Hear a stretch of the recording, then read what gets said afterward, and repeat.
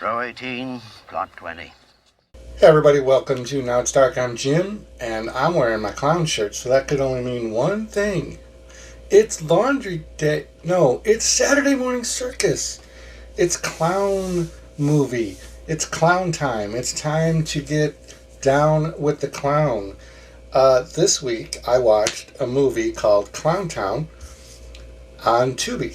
It was released on October 4th, 2016, and it was filmed in my neighbor state of Ohio.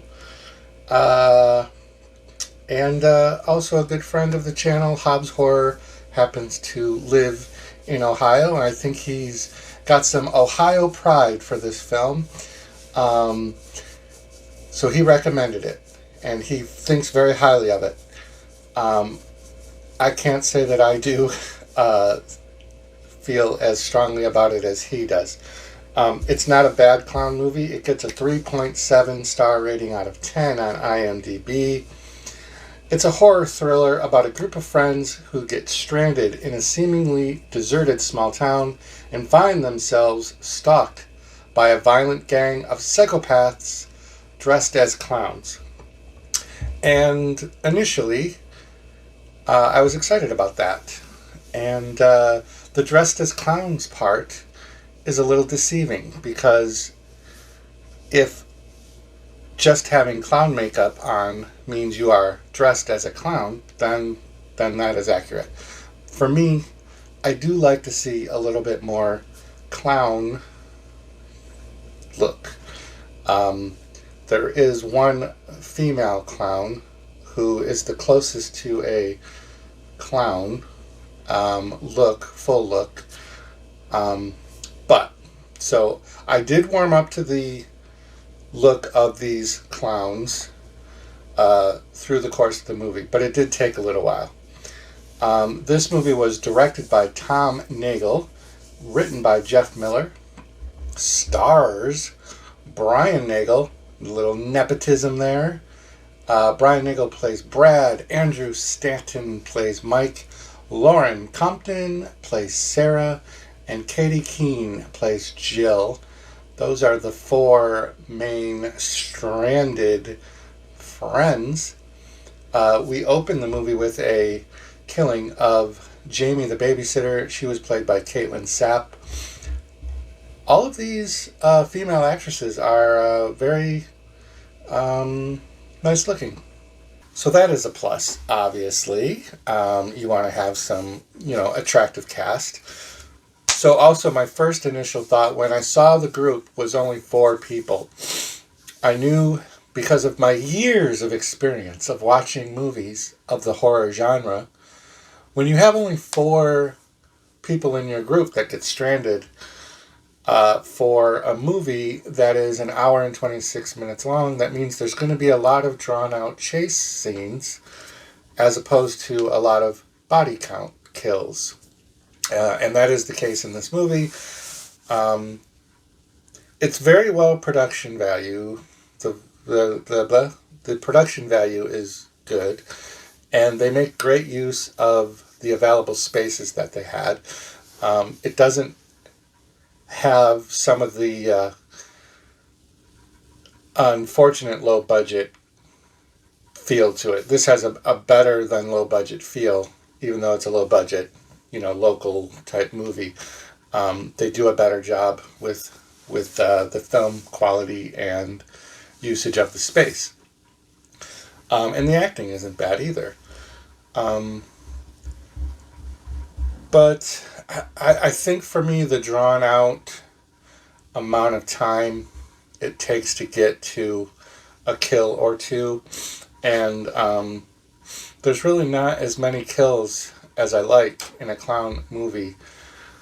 One interesting fact that I saw on IMDb was that there is a scene with a house on fire, and that was actually just a chance drive-by that the film crew was able to catch. They were driving to their location and saw in the distance some flickering, and they went to investigate, and they were able to film the burning house that really doesn't have a lot to do with the story, but it's just kind of interesting and another, good use of their surroundings. So yeah, there was just a lot of the group gets to this abandoned town after having just stopped at a diner in the previous town. One of the girls forgets her phone. So when they get to the town, so on their way to this abandoned town, they call the girl's phone. A guy answers, says he'll bring it to them. Just keep driving to the next town and he'll meet them there. So they get there. It's an abandoned town. It's a drawn out process. It gets to night, and then the guy shows up. There's clown stuff. And again, it's just too much drawn out in between clowns. I want more clowns more frequently, and I want more story about I want more clown-driven story. So this has a clown-driven story, like there's a backstory, but it's not what I want in a clown movie. I'm speaking in circles, I know. I don't like the drawn-out chase scenes when it's not even like chases where you have the clown chasing the person. It's the people are running or slowly trying to get to their next hiding spot, and then it'll cut to just a scene of a clown standing at a very far distance and holding their weapon. So that didn't do it for me. The action does pick up a little bit, toward the end. There's a kind of a neat little Easter egg that's kind of put right in your face, but there's a mailbox that has a Strode on it, and Strodes are from the Halloween franchise, so that was obviously a deliberate thing. So the kills are just subpar. They're just okay. Nothing extraordinary, nothing creative. There's too many survivors. There's not a single final girl. There's clowns that live, and there's parts of the group that live. So that kind of tells you, even with 2 additional characters meeting up with the group, so now you have a group of 6 in total, 5 at a time. There just wasn't enough collateral damage.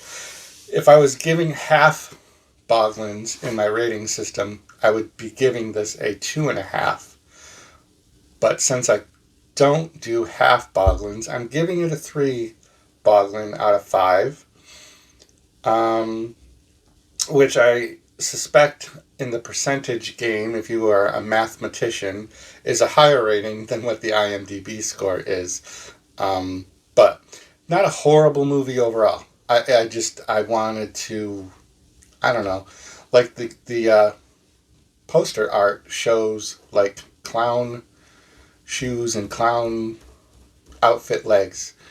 And I guess I just am spoiled with there being so many clown horror movies that I'll get like more clown, not just clown face makeup.